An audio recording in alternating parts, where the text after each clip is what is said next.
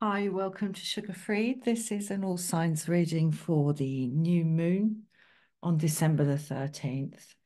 And as I was thinking about these words coming out of my mouth just before I pressed the record button, it just came to me that December the 14th is a bit of a biggie, right? I don't know why, but there's just something like electric about it, but it's organic. It's organic. Very nice. So this is the major arcana of the ancient Italian tarot. This is major arcana of the Rider-Waite.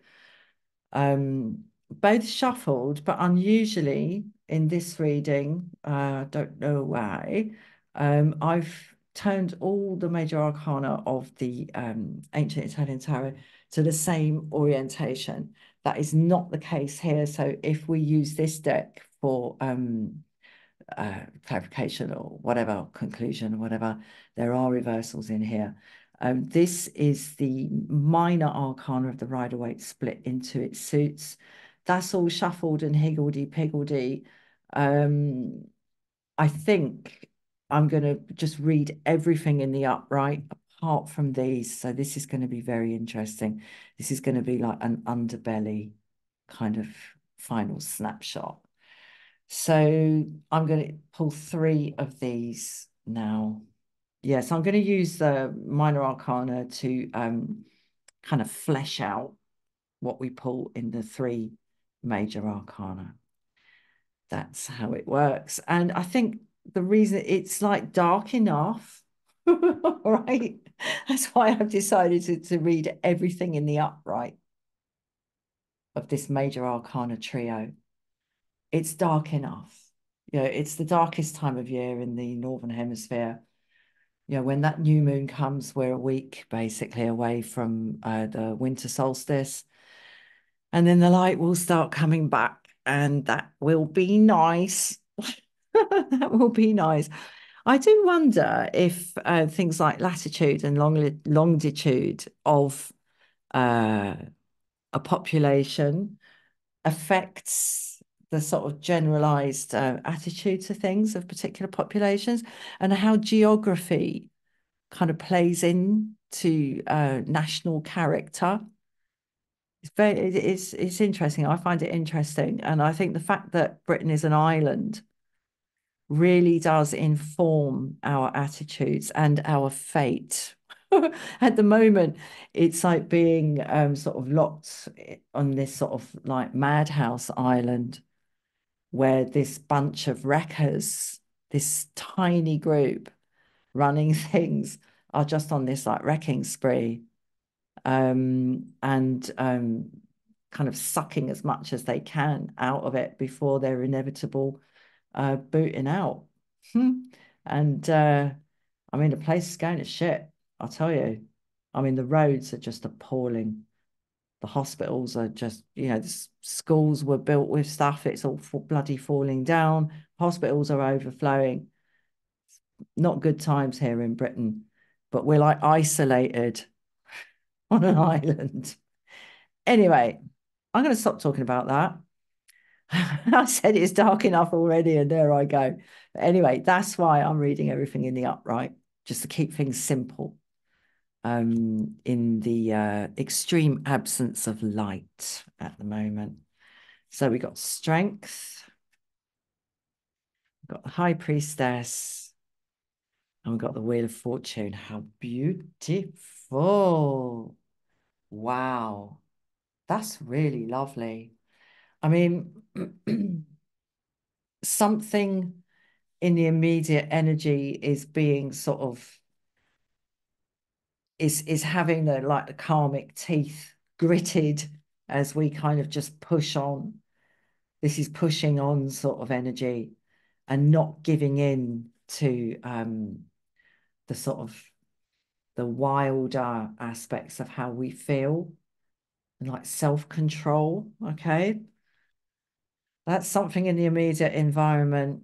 In the hidden energy here, in the second position, we've got the deep knowledge, the deep deep knowledge. And here in the sort of overall big picture energy, I'm really drawn here. We've got the Wheel of Fortune. I'm drawn back to this interaction here. Very interesting, because this could, I mean, at the moment, she's in the ascendancy, but the moment she kind of loosens her grip, and she will have to at some point, it might change. It could change. And I mean, it's in the interests of both of them for this struggle to be over. But I don't know. Only one can win. Either the lion ends up imprisoned or dead, or she ends up like dinner. And there's a kind of, could go this way, could go that way, because there is no way of knowing whether a wheel is in and of itself going in the right direction, this way or that way. A wheel just goes forwards or backwards. That's it. The wheel is nothing to do with the intention. So I'd be very, very interested to know what's going on in this. I'm going to start clarifying straight away. The wheel is nothing to do with the intention. It can go either way. Literally, it can go either way. And that's all it can do. It doesn't go in a good way. It doesn't go in a bad way. It just goes this way or that way. This way or that way. In Tibetan Buddhism, in a certain aspect of it, the matters of the goddess Tara, one of the things she protects us against if we propitiate her through her mantra, Om Daritu Darituri Soha, Om Daritu Darituri Soha, Om Daritu Darituri Soha. One of the things she protects us against is lions, which are the kind of a kind of symbol of pride. It's pride. There's pride involved here. I can't see at the moment whether the lion, well, yeah, okay, the lion represents pride, but is it a matter of pride for her as well? I mean, she is the queen. She's the queen of the locality, so she needs to be seen to be capable of subduing the threat. But perhaps it's just simpler than that. Perhaps it's just the struggle against pride. And, to aid you in the struggle to control your own pride or to limit the damage that pride can do, which is considerable. And it's just its nature, that's just the nature of the beast. But one of the things you can do to help you limit the damage that pride does is look at the flip side of pride and have a little look at where the shame lies. Because shame is the flip side of pride. Anyway, I'll just keep going. Okay, Queen of Pentacles. Yeah, this is the former. This is between those two options. This is about the enlightened energy overcoming the pride. And I say enlightened because it's Shakti, basically. It's Shakti. It's the energy, the force that makes stuff move and change and proliferate and go through the cycle of conception, birth, flourishing, fading, and dying. That movement, that endless, endless movement is Shakti. Things are just inert. It's Shakti that makes it move. And that's the Empress. And this is the minor arcana representation of the Empress. And this is majestic now in the context of of the effects of the Queen of Pentacles. Absolutely beautiful. So there's good work. There's fighting the good fight here. Fighting the good fight. And looking to what the kind of longer term or sort of further down the karmic like outcomes, looking at what direction we want to move in. But it's very quiet. You know, this is quiet. This is kind of off in the distance somewhere, but it's nice and steady. And it's a kind of private thing. There's some really interesting private things going on inside his head now. He's decided he's going to do something and he's about to step out in his chosen direction. But not yet. The view is still on the, on the horizon. It's beautiful though. It's really steady, nice and quiet, like cooking up that intention nice and quietly. King of Swords, well, mastery of communication here. Absolutely no messing. You know, the King of Swords, well, all the kings, but in terms of swords being about words, basically, and thoughts like made, like voiced, into words. The king doesn't need to try to convince anybody of anything. He doesn't need to negotiate anything. I mean, the Queen of Swords is still negotiating because she's beckoning us towards her to sort of either listen to her or she's going to listen to us. So there's still kind of like a two-way street going just about with the Queen of Swords. But this dude, the word is final. And there's no need to justify it. There's no need to seek permission for it. He does not give a flying fucking shit whether you agree with him or not. That's not the point. The point is he has the power. End of. That's it. So this is a very, very boundaried energy that seeks no approval. But I'm not getting a kind of, well, I was going to say I'm not getting a kind of viciousness of this, and I'm not. And that is part when you really, really do not care. And I don't, when you truly are not kind of dependent on whether or not, in terms of your well-being, if your well-being is fully independent of how others like see you or what they think of you, and whether they're in the ascendancy or you're in the ascendancy over them, all of that bullshit, that is a lack of boundaries. But this here, we have very, very strong boundaries, and boundaries that are so strong that, as I say, they require no particular reaction from anybody else. And that means they're peaceful, you see, because boundaries or kind of things said that don't provoke a kind of some sort of dramatic reaction or some sort of pushback are, absolutely peaceful. So this is a very, very peaceful energy. It's a kind of very kind version of zero fucks given.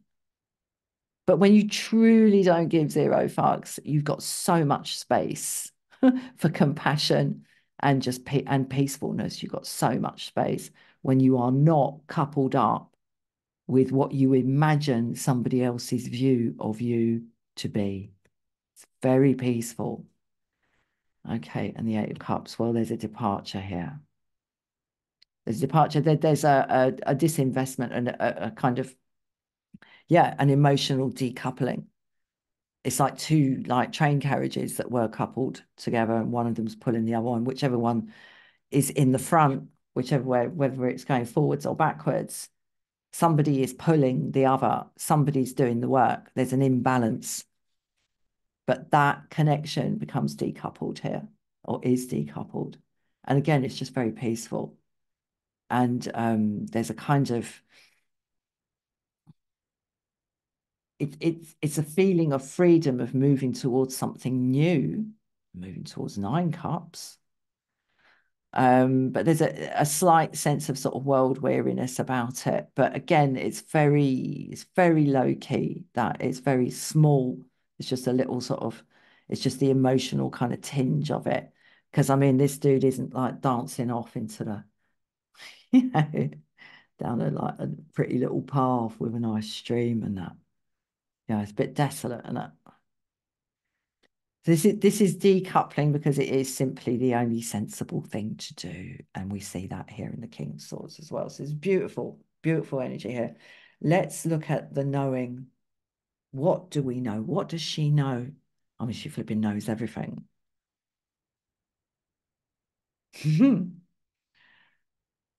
But let's find out.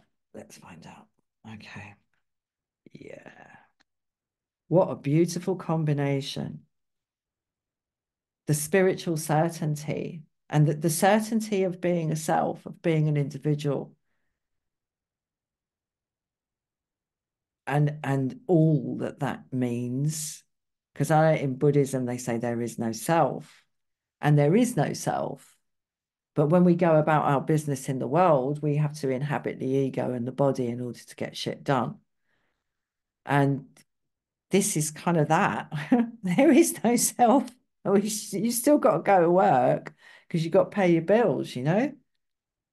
It's lovely. It just kind of really like galvanizes this Eight of Pentacles here, really galvanized because he's, you know, he's not like sitting around drinking tea. He's flipping busy, mate. And it's his productivity and the capacity and the energy of just getting your nut down. This is lovely. And it really kind of earths the energy of the High Priestess. This is knowing the value of hard work. I mean, that's why they pay you, because it's hard. And there are all sorts of hard, but I guess I'm talking about like donkey work here. I mean, this is donkey work he's doing. And, you know, that takes a toll on a body. That's why they pay you, man. Anyway, it's lovely. Absolutely lovely combination there. Okay, now I was thinking about this card. Isn't that funny? They've all come up in the upright so far. But I mean, then I haven't like sorted them out to the same orientation. Anyway, I was thinking about this Eight of Wands last night because you got the Seven of Wands, which is that kind of pushy, backy kind of, you know, get off my land type thing. Mine, you know, like back off. And here, like, it's coming at you. It's coming at you. And this is what I'm getting off this today in this column, in the context of these two cards that are already present, is an awareness of the unendingness of change. That's all there ever is incoming. Right? A lot of people say this is communication coming out. I don't see it that way. This is certainly not in this reading. This is the endless unfolding of the new. And you know, something, it's a lot. You have to work hard to keep up with this. Because I mean, we've got the 7 before the 8 obs, which is that defensiveness, but one is still engaged, but somehow one is convinced that it's possible to hold on to what we've built. And you know, up to for a certain while it is, but it'll all go, you know, and you know, hopefully it will go when you go, not the other way around. that you'll still be here and it'll all have changed and all like gone. But you can't hold on to it. Nothing lasts forever. There is only the new. And that's one of the things that's known here as well. We've got a very pragmatic energy coming up here in the eights. Eights are a kind of limit number. I mean, in terms of the forms, the transformational stages of matter, there are only 8 stages of it, and I can't remember what they are, but I do know that number 8, this is in yogic philosophy, number 8 is ash. And once a physical object has been turned to ash through burning, there is nothing else it can become. You can't take ash and turn it into something else. I mean, you can grind it down and make it finer, of course, and you can mix it with other things, but that's the end of the journey. And that's where the word 8 comes from. It's ash, like Ashtanga yoga.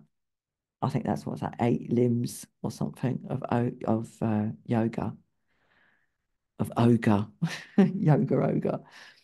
There is no further for it to go. So there's a kind of, this is like a tipping point, this 8 of wands, because the 9 of wands that follows the 8 of is when you're just like barely holding on to what you've got and what you've built, because change just keeps coming. But this is known and it's accommodated because we know how to, in this column, we know how to kind of enact and actually trade our power, our time and our energy and our attention. We know how to do that in a sensible way. So there is great sustenance here. It's a self-sustaining thing so far. Well, it is, because we've got the High Priestess at the top of it. 5 of Swords.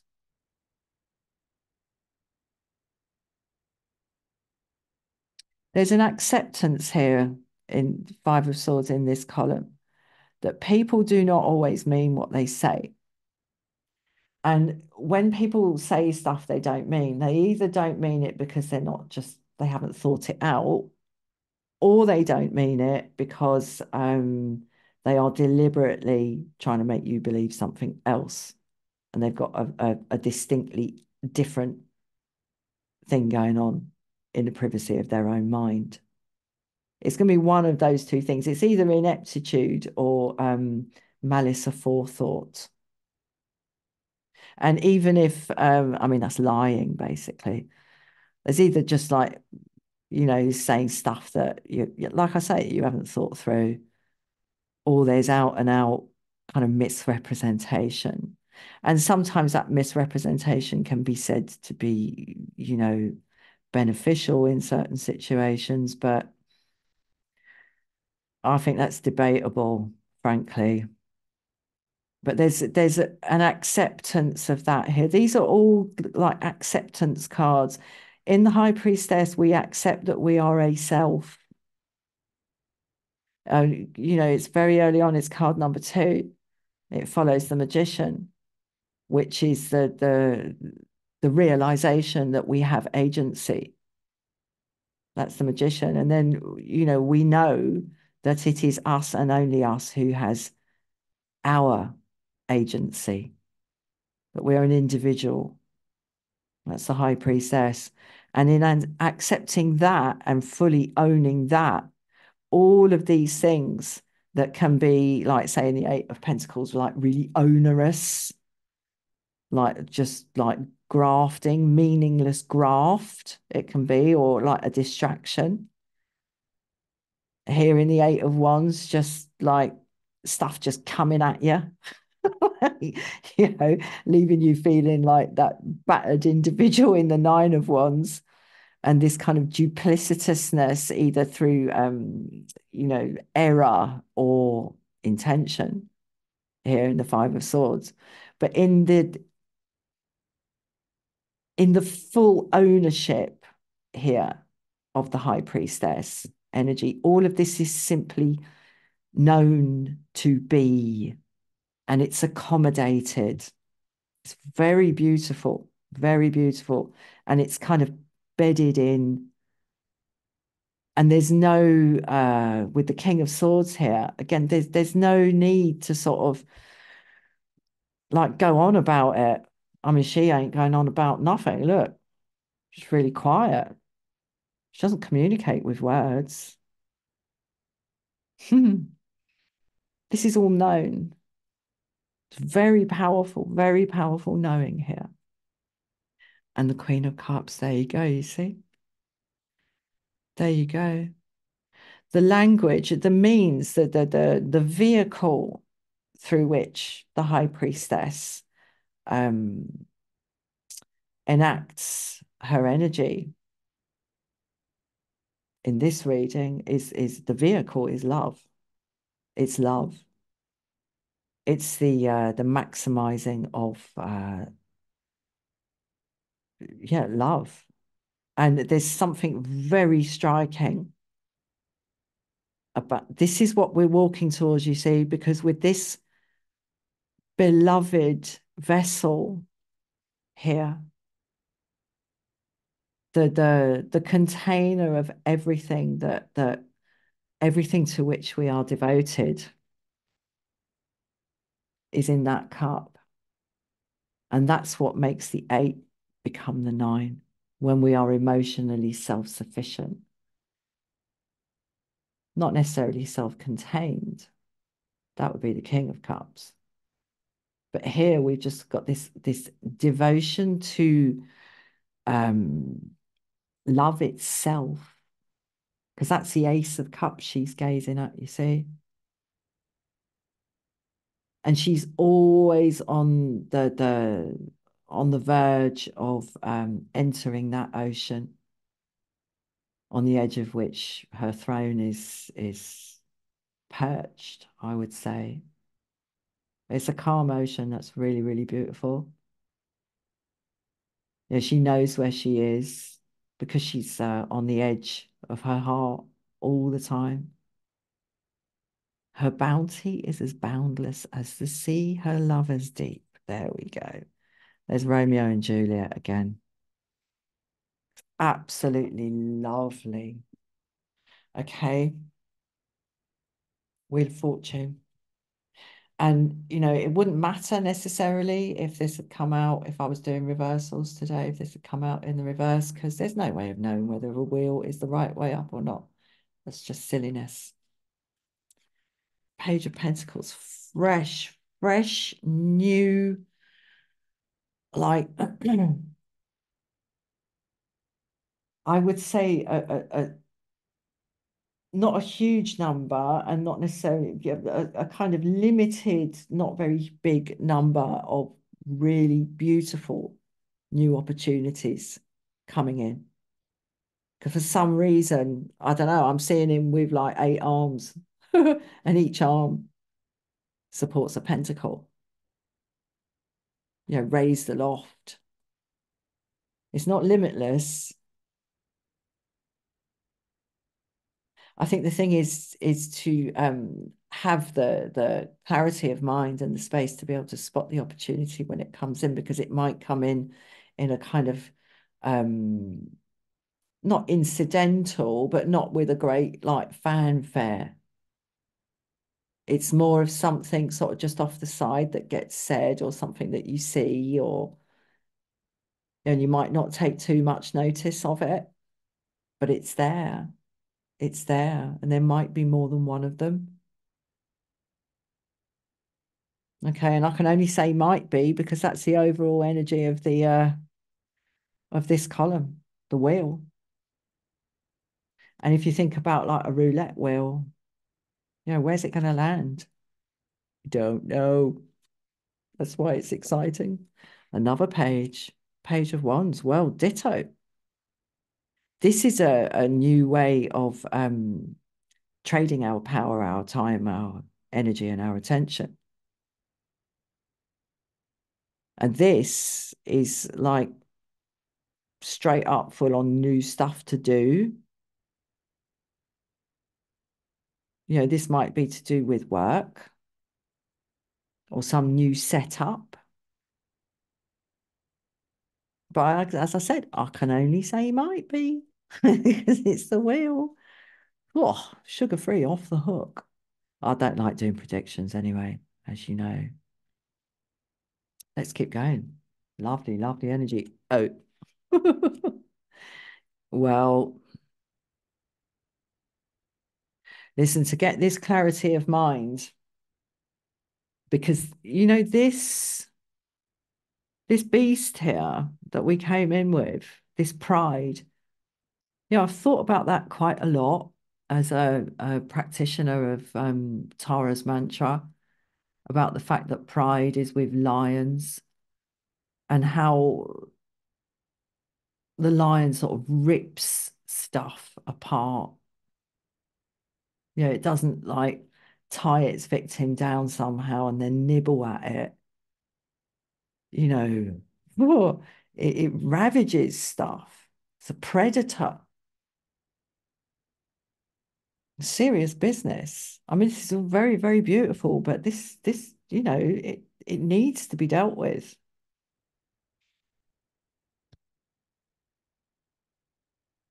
And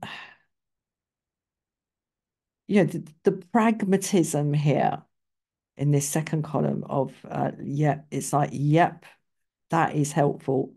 Yep, nothing is permanent and fixed.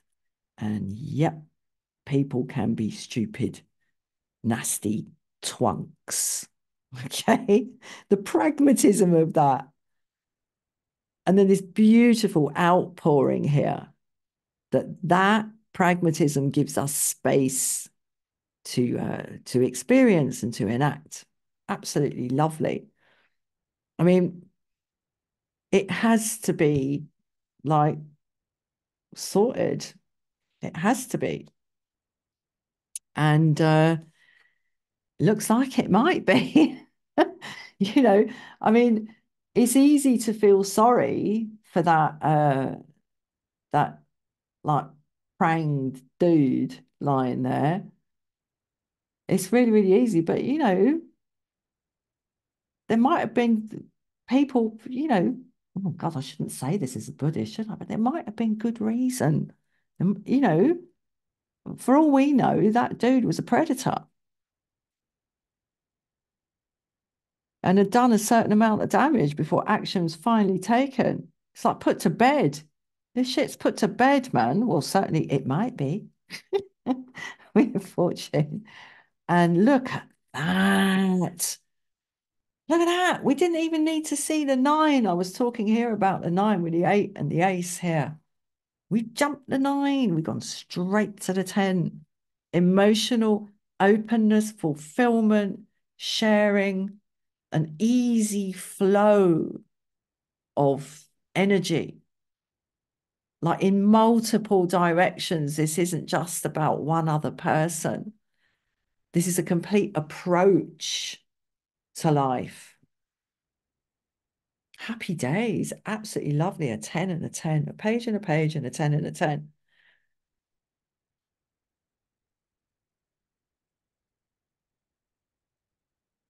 It is up to us here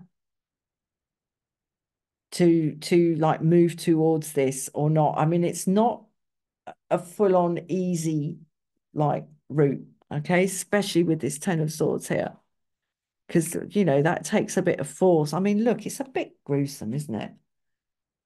Oh, you can see like the little like dips in him where they've gone in. It's a bit ugh. But yeah, so it takes a bit of courage, basically. Courage, mes braves. Right, let's cap this off with 3 from the major arcana of the Rider-Waite, and I am taking reversals in this capping off. This is so wonderful, and yet we can decide really that there's opportunity here, and I mean the reward, if you like, for actually dealing with this really engaging with this in a way that sorts that dangerous predatory energy of pride. We've all got it. We've all got it. And you know, it's so corrosive. It really is. And I mean, the only way I know to deal with it is to propitiate Tara through her mantra. That's the only way I know to deal with it. Well, it's a very powerful, fast track way to develop as a person. Anyway, blah blah blah. It takes dealing. It needs to be dealt with here, and it is like a bit gruesome. But you know the arena that opens up in front of us once that is done, the potential for this happiness. My goodness. So are we on a vehicle with a wheel spinning one way or the other? It's not a gamble, it's a choice. It's a choice. Okay, we got the moon. I was going to say there's stuff we don't know, but I would go all like, oh, I can't remember who that American politician was, the one who said there are known knowns, known unknowns, and unknown unknowns. And everybody laughed at him, but I think I get it. And this is the unknown unknowns, all right? Well, and the known unknowns. It's the unknown unknowns, but it's not a kind of wild card factor. It's just stuff that isn't clear yet. And I mean, look, we've got the same. Oh, look at that. We've got the same moon thing going on there.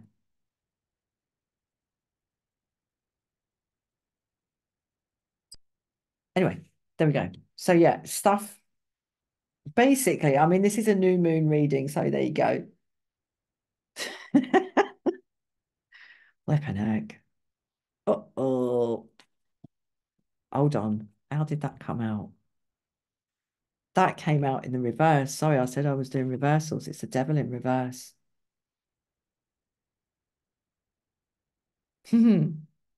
Now, a lot of readers cover these cards up, you know, so I'm going to do that too. I don't think I don't think the moderator or whatever are particularly interested in my channel because, you know, I have so few subscribers at the moment. But anyway, um, yeah, these two figures here who are chained to this like delicious compulsion, which keeps them safe. And they sort of don't like it. They're trapped, but there's an energy here of at least when you're trapped, you know where you are in this like ever-changing energy here and the unknown stuff here and you know the struggle with the pride here and you know all of this, especially all this stuff that we have to sort of basically suck up in life if we're going to like be able to get anywhere. 10 of Cups is, you know, yeah, get your nut down, impermanence. Some people are, you know, behave like nasty twunks. You just got to fucking live with that. And that would be the devil in the upright. That would be investing in that, investing in the negative. All right.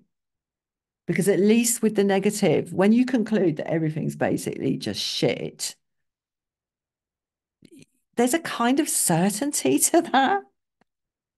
And it's a huge mistake. I mean, it's a huge mistake to be that negative anyway, to have that sort of blanket negative view of things anyway. But it's a cognitive error because it's just not true. But it can feel safe. It can make us feel safe. But here we've got the reverse. It's in the reverse. So how would it feel for these figures to unchain themselves from this demon of doubt. That's another one of the things that Tara protects us from. Doubt and demons and kind yeah, better the devil. Better the devil, you know. Not taking my fingers off, can't be bothered with that. Better the devil, you know. But he's in the reverse. Tell the truth and shame the devil. That's what I'm getting off that. You don't have to say anything. I mean, he doesn't. How that got on the top there. That's interesting, isn't it? Anyway, there we go. Yeah, tell the truth and shame the devil. It's not this is not a case of better the devil you know, because this is all like, as I say, quite grim. But it's what's the word? It's not accepted, it's not digested, assimilated, accommodated, budgeted for here with good heart, because this is what it's all about. As I said, this is the vehicle through which this knowing of the high priestess enacts itself meaningfully and beneficially within the world. The vehicle is love, not cynicism. Tell the truth and shame the devil.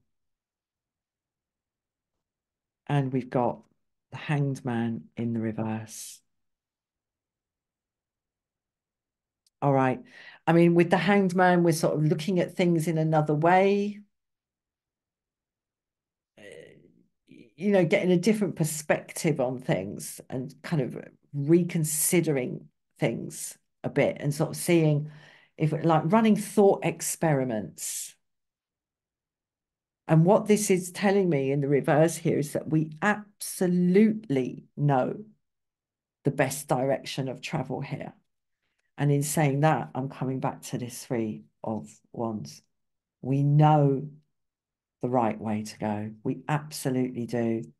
But we're going to have the courage to tell the truth and shame the devil and kind of unchain ourselves from this demon of doubt that appears to keep us safe. It doesn't. It's a trick. So I would say with the hangman in the reverse here, don't like hang around too much. This is a limited window. And this is to do with the new moon. And as I say, the date 14th of December somehow seems very pertinent. Like don't waste opportunities here because you're cogitating. Sooner or later, you've got to come off the fence and you know, slay the beast and walk off into the sunset under the rainbow. Right. I'm going to leave that there. Thank you so much for watching. Bye-bye.